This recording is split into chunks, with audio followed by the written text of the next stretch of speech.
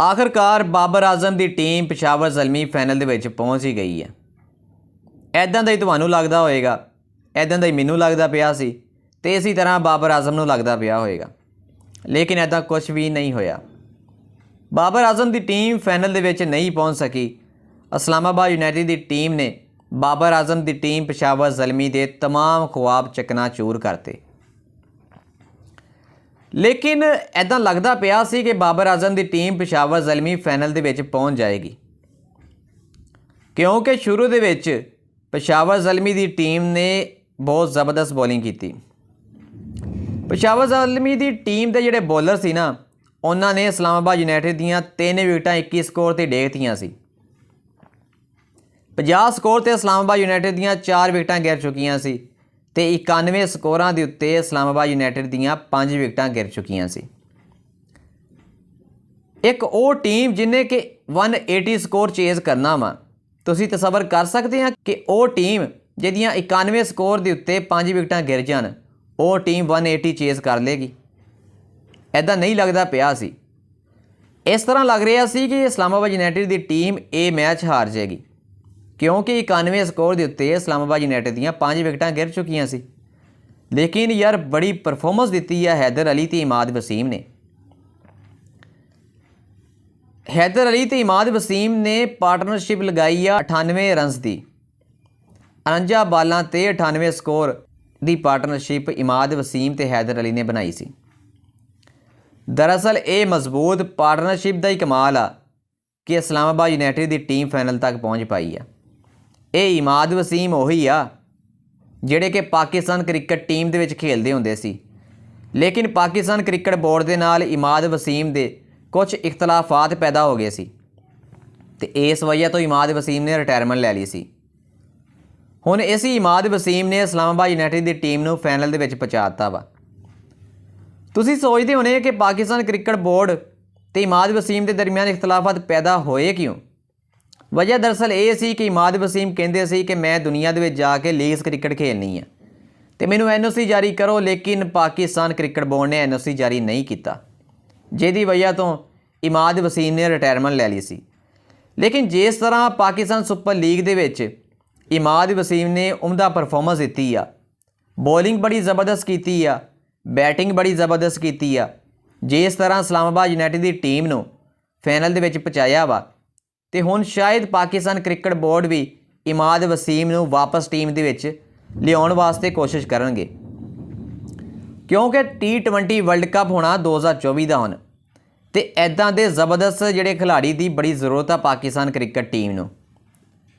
Pakistan cricket team दे विच अगर इमाद वसीम आ जाणगे ना, तो शायद Pakistan cricket team T20 world cup 2024 दे विच कोई उमदा परफॉर्मेंस दे पाए, क्योंकि बहुत ज़बरदस्त परफॉर्मेंस पाकिस्तान सुपर लीग दे विच इमाद वसीम ने दी है। लेकिन हुण देखते हैं कि पाकिस्तान क्रिकेट बोर्ड जिहड़ा वा इमाद वसीम की जिहड़ी रिटायरमेंट उन्हें लै ली आ, वो वापस करते आ या नहीं। लेकिन यार मेरी नज़र दे विच है कि इमाद वसीम नूं कौमी क्रिकेट टीम दे विच वापस लैके आना चाहिए वा, क्योंकि यार बड़ी ज़बरदस्त परफॉर्मेंस ये लीग्स क्रिकेट दे विच दे रहा वा। इन्हें इस तो अलावा बिग बैश लीग भी खेली सी, उहदे विच भी बड़ी ज़बरदस्त परफॉर्मेंस दी सी। हुण पाकिस्तान सुपर लीग दे विच भी बहुत ज़बरदस्त परफॉर्मेंस इमाद वसीम ने दी आ।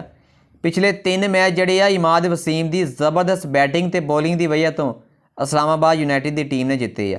दरअसल इस मैच दे विच जदों टॉस होया ना, टॉस जित्तिया सी इस्लामाबाद यूनाइटेड की टीम ने, तो इस्लामाबाद यूनाइटेड की टीम ने पहलों फील्डिंग करने का फैसला किया सी ते पेशावर ज़ल्मी की टीम ने पहलों बैटिंग की ते बैटिंग करते हुए बाबर आजम जिहड़े सी उन्होंने 22 बालां ते 25 स्कोर बनाया। पता नहीं इस मैच दे विच बाबर आजम कोई बहुत स्लो खेल रहे सी, कोई सही परफॉर्मेंस बाबर आजम ने नहीं दी, सिर्फ 25 रन बनाए। खैर साइम अयूब जिहड़े कि पाकिस्तान क्रिकेट टीम दे विच कोई खास जलवा अपना नहीं दिखा सके, लेकिन लीग्स क्रिकेट जिहड़ी हुण पाकिस्तान सुपर लीग हुई आ, इहदे विच साइम अयूब ने ज़बरदस्त परफॉर्मेंस दी है, खासकर इस मैच दे विच भी।